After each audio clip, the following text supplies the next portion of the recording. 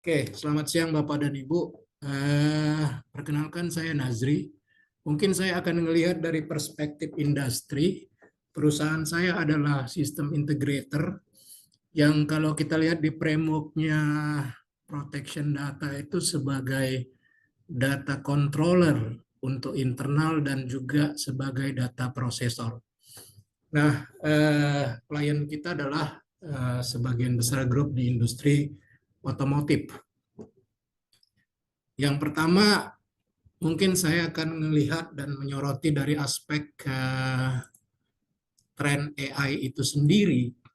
Nah, kalau kita di industri IT biasanya punya reference dari IDC atau Gartner. Nah, kalau kita lihat di sini bahwa alokasi investasi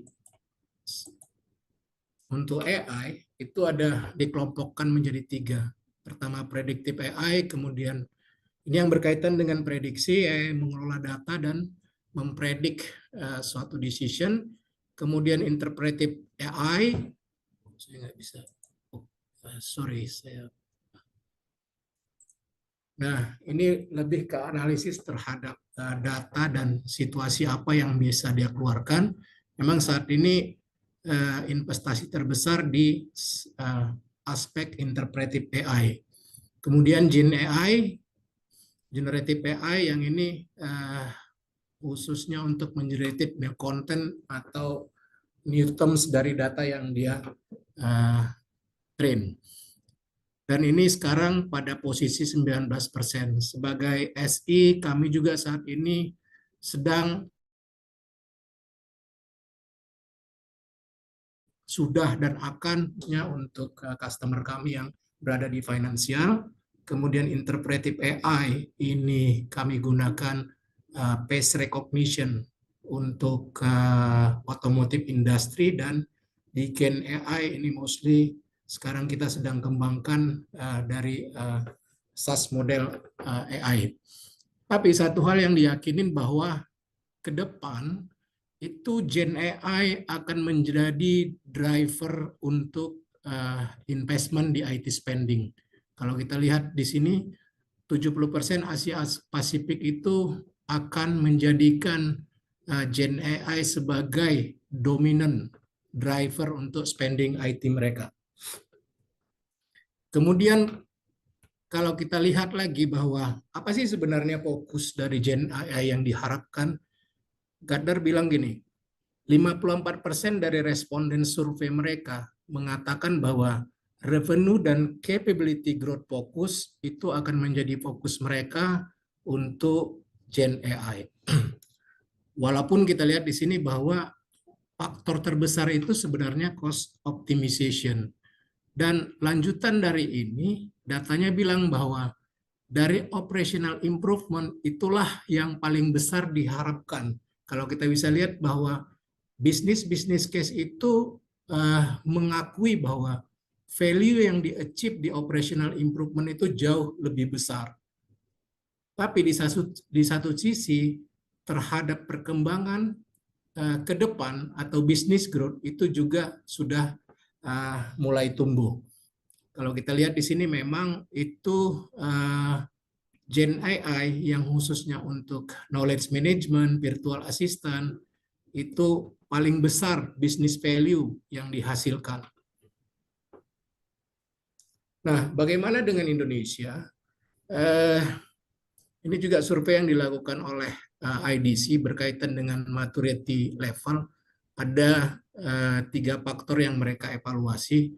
Yang pertama dari sisi enterprise, governance, dan socio-economic.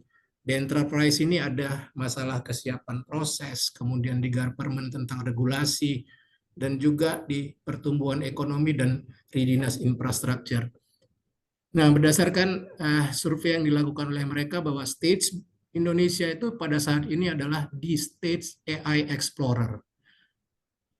Faktor terbesar itu adalah karena sebagian majority project itu sifatnya short term dan kemudian lebih ke arah explorer.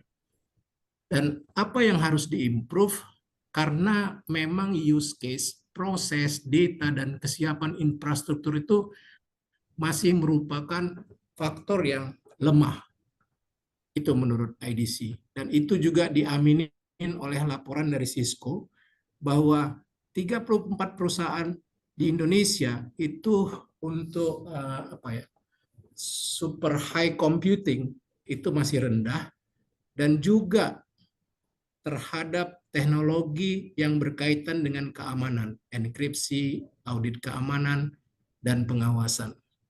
Dan kalau kita sambungkan tadi dengan materi dari Prof. Munir, bahwa terutama di sisi regulasi ya, kalau kita lihat di sini tadi Jepang, Korea, dan Singapura itu justru sudah menghasilkan beyond dari undang-undang PDP, tapi sudah masuk ke regulasi di sisi AI-nya sendiri. Nah, mungkin itu salah satu faktor penunjang dari government yang bisa mendorong mereka tumbuh sampai stage 3 dan stage 4. Oke. Sebenarnya Indonesia sendiri punya yang disebut dengan Stranas KA atau Strategi Nasional Kecerdasan Artifisial yang diharapkan pada 2045 itu akan landing. Apa priority sektor yang fokus adalah layanan kesehatan, kemudian reformasi birokrasi, education research, food security, dan smart mobility and smart city. Dan saya coba melihat bahwa ini adalah yang bulat itu mungkin banyak berkaitan dengan public data, personal privacy di sektor itu. Challenge-nya apa? Bahwa ethical dan privacy concern itu berkaitan juga dengan apa yang sedang kita bicarakan hari ini dan cyber security risk. Pemerintah juga sudah mengidentifikasi bahwa ada dua hal faktor tadi, infrastruktur limitasi dan juga lack of skill talent. Ini juga jadi challenge buat Indonesia untuk tumbuh sama seperti yang diperkirakan oleh IDC tadi. Oke, dari inovasi-inovasi tadi mungkin sebagian pembicara sudah come up dengan ini ya. Ada dua sisi, inovasi dan privacy. Ini antara driver dengan trade. Tapi tadi teman-teman juga sudah bicara tentang ini, bagaimana inovasi itu menghasilkan personalized experience, economic growth, kemudian automation, efisiensi, smart client. Tapi di satu sisi juga ada collection data dan surveillance yang itu mungkin tanpa explicit user consent, kemudian data breach dan unauthorized access. Nah, AI itu kan big data ya, datasetnya cukup banyak dan itu sangat seksi buat hackers. Itu salah satu threat ke privasinya. Kemudian algoritma bias and discrimination tadi juga pembicara sebelumnya sudah bicara. Nah, ini satu hal yang mungkin invasive advertising and behavioral tracking yang mungkin teman-teman juga ngalamin, tiba-tiba dapat iklan yang memaksa kita untuk mengklik, dan mungkin video yang harus kita klik itu juga sebenarnya mengganggu kenyamanan, walaupun secara teknis itu masih bisa untuk di prevent di web browsernya kita. Satu hal yang penting adalah bagaimana ini penting untuk dibalance gitu. Ada beberapa faktor, salah satunya adalah tentang individual right yang tidak jauh dari topik hari ini tentang privacy dan tentang preventing misuses of AI. Ini juga kesalahan dalam penggunaan AI.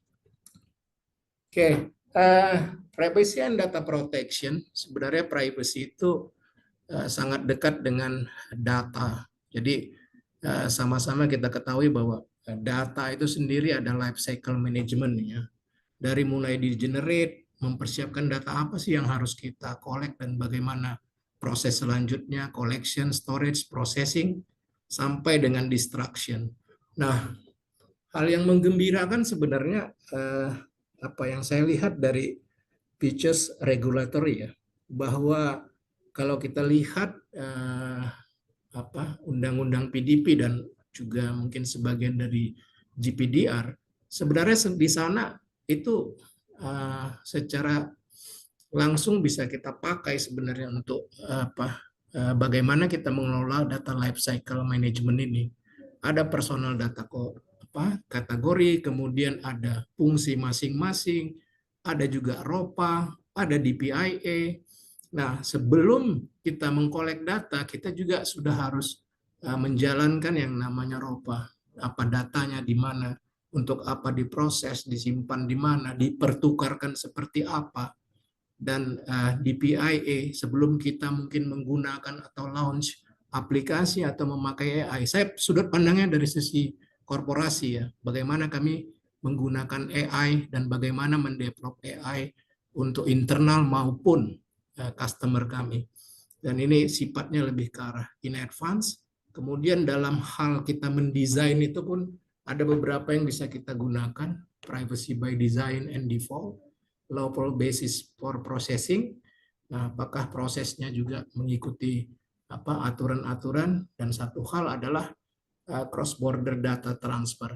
Jadi ada pertukaran, kita pakai AI apa, mereka simpan di mana, dan kita harus ingat bahwa kalau sektor industri kita mungkin publik atau finansial, mungkin ada juga cross border aturan yang tidak boleh kita langgar terhadap penyimpanan data. Nah, ini mungkin dua hal yang penting juga ketika kita menjalankan proses pemilihan ataupun development dari AI untuk kebutuhan internal kita. Karena sekarang sudah banyak open AI yang kita bisa kolaboratif sebenarnya. Nah, dari sisi privacy by design itu ada proaktif, not reaktif, ada privacy. Kemudian sebenarnya sudah ada aturannya, kita harus berlaku seperti apa. Karena nanti yang kita takutkan AI yang kita gunakan atau AI yang kita develop at the end akan menggunakan personal information, personal informasi yang berkaitan dengan privacy. Karena intinya karena tanpa consent mungkin itu akan melanggar regulasi yang ada. Nah, saya coba share salah satu ya bagaimana kita. Nah, salah satu yang sedang dan akan kita gunakan itu adalah code generator, AI untuk code generator. Tapi sebelum sampai ke situ, kita juga harus bersiap-siap sebagai prevention kita supaya privacy itu bisa informasi dari teman-teman di project, tapi itu kecil sekali. Tapi biasanya juga berisi personal data ketika kita melakukan testing terhadap adjustment logic atau coding yang kita lakukan. Dan mungkin juga privacy dari sisi algoritma kita. Kadang-kadang itu juga rahasia. Ya. Jadi contoh misalnya, apa sih yang kita harus lihat gitu? Proaktif, non reaktif. Yes. Kita harus melakukan paling enggak assessment sebelum kita memilih itu gitu. Dari beberapa aspek, mungkin technical, kemudian dari sisi pricing scheme komersial, tapi ada hal yang paling penting yang berkaitan dengan privacy by design. Contoh misalnya kita harus lihat bagaimana sih platform AI ini akan menjaga security, bagaimana privacy di situ gitu. Apakah misalnya contoh ini ya, misalnya knowledge retention ataupun useful project as knowledge basis. Apakah project yang kita lakukan itu akan dipakai oleh mereka sebagai knowledge basis? Apakah kemudian user code itu digunakan untuk mentrain global model? Nah, hal-hal yang begini yang kita harus assure juga bahwa consent of data subject, contractual obligation, legal obligation itu fulfill terhadap apa yang kita select. Gitu. Ini salah satu contoh yang kita lakukan bagaimana kita harus melihat AI yang mau kita pilih dan kita kolaboratif development itu tidak bertentangan dengan privacy maupun confidentiality internal. Yang kedua adalah salah satu contoh adalah sekarang itu lagi ngetrend SaaS platform AI, dan kita bisa kolaboratif dengan OpenAI untuk membangun generative AI kita. Salah satu contoh adalah yang sedang kita bangun produk untuk internal group, kita sebut sebagai ERA. Ini adalah kolaboratif platform dengan Microsoft Azure. Kalau Anda lihat di sini bahwa bagaimana kita meng-ensure bahwa itu akan dilakukan dengan lawful basis processing gitu ya. Nah, itu disclosure, jadi jangan takut bahwa kita bisa cek bahwa mereka mendisclose. Contoh misalnya Azure OpenAI tidak akan menggunakan untuk customer lain, tidak tersedia untuk customer lain, dan itu terbukti bahwa di dalam sendiri kita bisa pisah, gitu. Kita bisa pisah. Contoh misalnya di grup kami ini untuk A, customer A, ini untuk customer B, gitu ya. Dan contoh misalnya tidak dipakai untuk mengimprove OpenAI model. Kalau kita lakukan misalnya adjustment terhadap OpenAI model, dia jamin bahwa itu nggak akan digunakan. Nah, itulah pentingnya kita mengakses di awal. Sebenarnya basis processing itu sudah dilakukan dengan prinsip-prinsip yang disyaratkan gitu ya. Termasuk bagaimana kita mendesain, ada dua tadi ya, dari sisi prosesnya privacy by design itu include regulasi dan include juga security measure. Di depan kita pasang, di belakang kita pasang, juga mungkin di tengah ini antara proses yang mana yang spesifik punya kita, contohnya data source, kemudian kalau Bapak itu tahu prompt response itu kan juga sebenarnya privacy ya. Nah, di sini juga kita lakukan tuh. Misalnya kita encrypt, kita decrypt, sehingga ketika sampai di sini tidak bisa dibaca oleh yang lain, dan ketika balik ke user dia bisa baca. Hal-hal seperti itulah yang kita coba lakukan dari peran kita di industri. Terakhir saya mau tutup dengan ini. Jangan terlalu pesimis. Yuk kita mainkan peran kita masing-masing. Contoh misalnya kami di industri ada yang namanya ini juga dari Stranas ya. Kita harus orkestrator, dia bilang quad helix. Industri ngapain, government ngapain, akademika mau melakukan apa, community mau melakukan apa. Kalau kami lihat peran kami dari industri, mungkin setiap kita akan menggunakan AI, mendevelop ataupun memakai tanpa ada tambahan redevelopment, kita harus melakukan yang lawful basis for processing, privacy by design, spesifik industri, tolong diikut cross border transport. Kemudian satu sisi membangun secara bersama ya, mungkin termasuk employee awareness. Cuma satu hal yang mungkin lewat momen ini kita juga mungkin Abdi akan bisa mengadres ke government. Memang authority and investigation body itu sangat perlu. Saya nggak tahu sekarang sudah sampai di mana cerita Komisi Perlindungan Data Pribadi, tapi di beberapa negara ini cukup aktif untuk menemukan ataupun mengadvise hal-hal yang berkaitan dengan penyimpangan AI. Nah, ini mungkin yang harus dimainkan oleh government untuk secepatnya. Hari ini saya senang mendengar bahwa ada lanjutan dari Kemendigi ya, Menteri Komunikasi dan Digital sudah mulai masuk dengan aturan tentang AI. Semoga itu bisa terrealisasi. Dan kita tetap semangat bahwa dari sini kita bisa lihat kita masih di explorer, kemudian pindah ke practitioner dalam waktu dekat, dan kita harapkan bisa menjadi stage leader. Cukup sekian dari saya, terima kasih, tetap semangat untuk Indonesia AI Innovation. Thank you.